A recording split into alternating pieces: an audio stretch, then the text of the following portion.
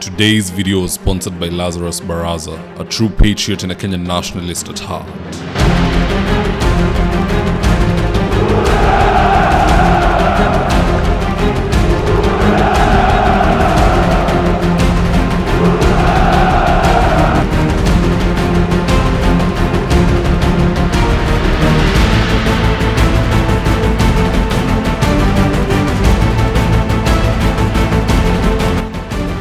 Stand by for debrief in 3, 2, 1.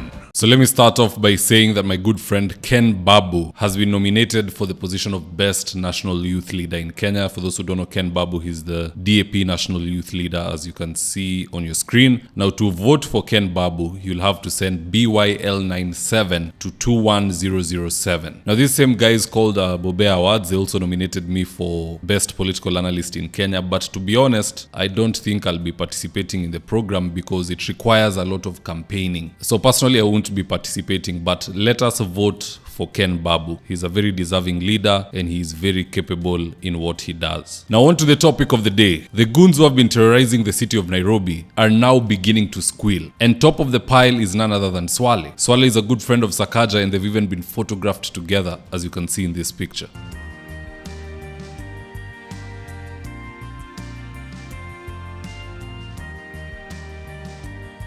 And it's just the other day I did a video saying Swale is one of the people who organized goons in Nairobi. And guess what? Swale himself foolishly admitted, sijui kama alikuwa jaba or not, but he foolishly admitted on one of those TikTok lives that he did receive money to mobilize people and he doesn't even seem to care about human life. Here's the tip. Usikufe moyo, endelea, itakuja kuleta, itakuja kugive.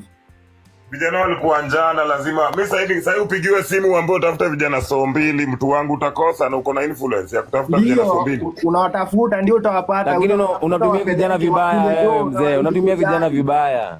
Na warudi vijana vibaya. Vijana 200 wanaenda wanapatiwa punch, wanarudi kwa nyumba, wanarudi kwa nyumba bila kitu. Wewe unajua punch, hawezi poa, walipoa 200.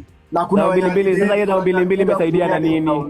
Ilimsaidia jana na hiyo siku ya jana.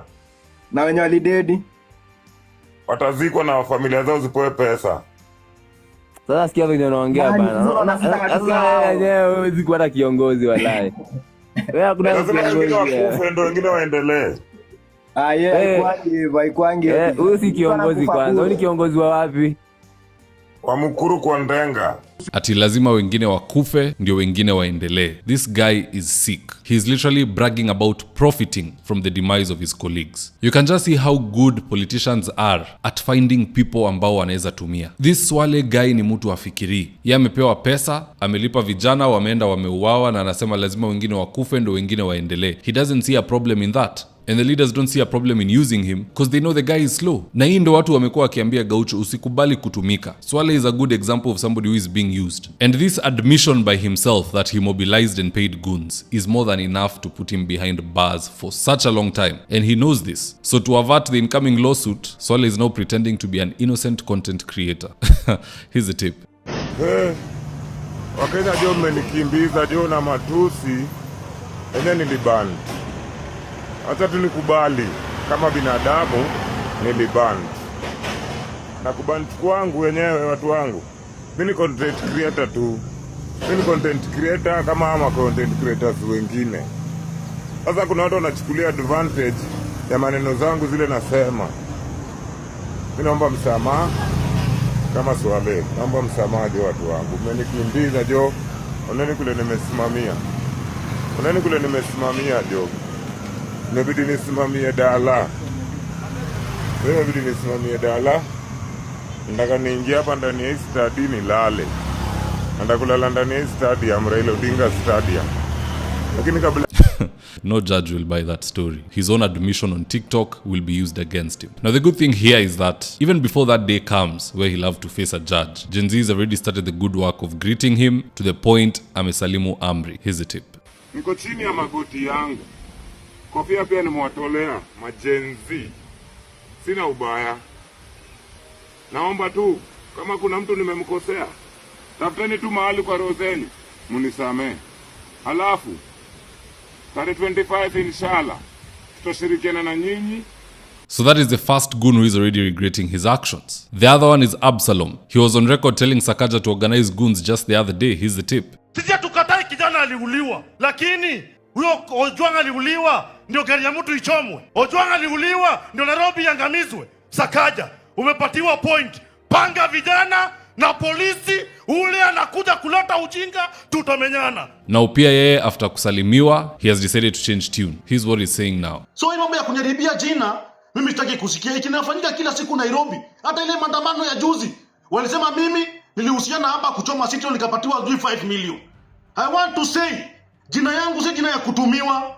Jina yangu si jina ya kutumiwa. And I want to quote, mimi nilisema kwamba Nairobi kama maandamano itakuwa ni maandamano ya amani, because I have friends wale wanafanya kazi capital city of Nairobi, wanafanya biashara. Wakati natembea hapa nje, wananiuliza mheshimiwa, watu wanakuja maandamano, wanakuja kuvunja duka zetu, tumekopa loan, tumeshindwa kulipa loan. Even today, ile maandamano ya kwanza ya Gen Z, hakuna mtu ambaye mpaka leo hajaje. Now if you want to know who you MCA ni Gaidi, in recent maandamanos, he was the one saying such things. Kwa siasa ya taifa, baba kuna njia nyingine. Tunataka tutoke, tuende Ikulu, tutoe huyo mwizi Ikulu. Na mimi nataka niseme namna hii, lazima tuingie town, tufunge na biashara, hakuna biashara itaendelea hii capital city of Nairobi. So now he's suddenly very clever na anasema ati mali ya watu zilindwe. I think Absalom is one of the leaders who are very emotional in this country. He gets easily carried away by current events. Even now, I've had him defend Ruto after the bread-based government was formed. However, did you know that this is what he was saying not too long ago? Okay.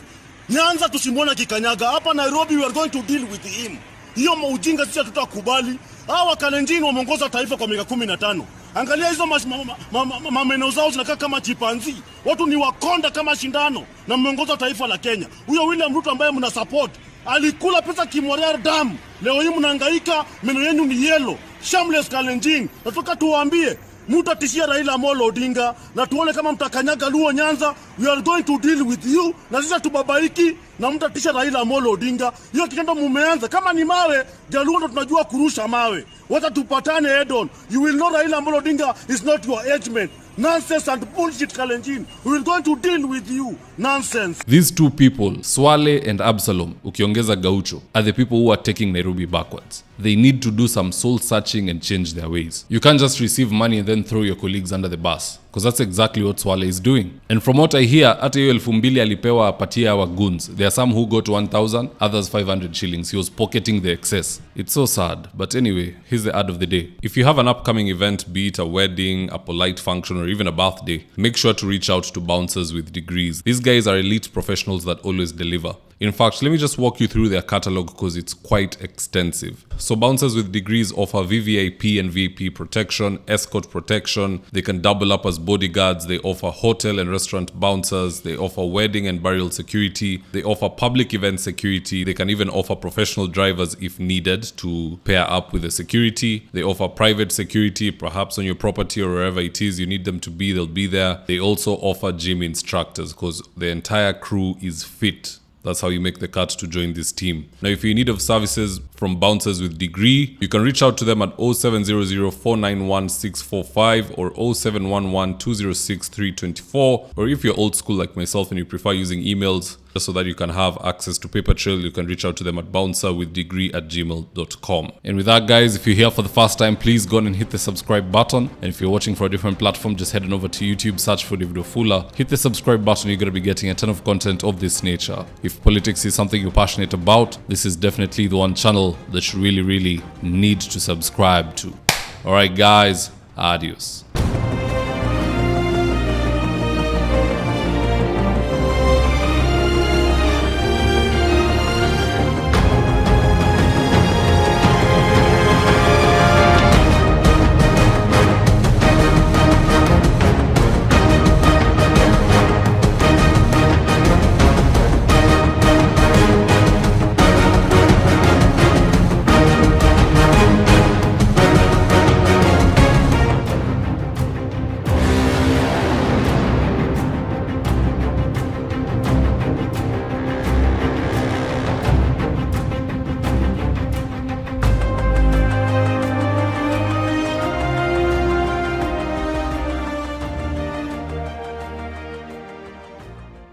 Thank you for choosing David Wafula as your primary news platform.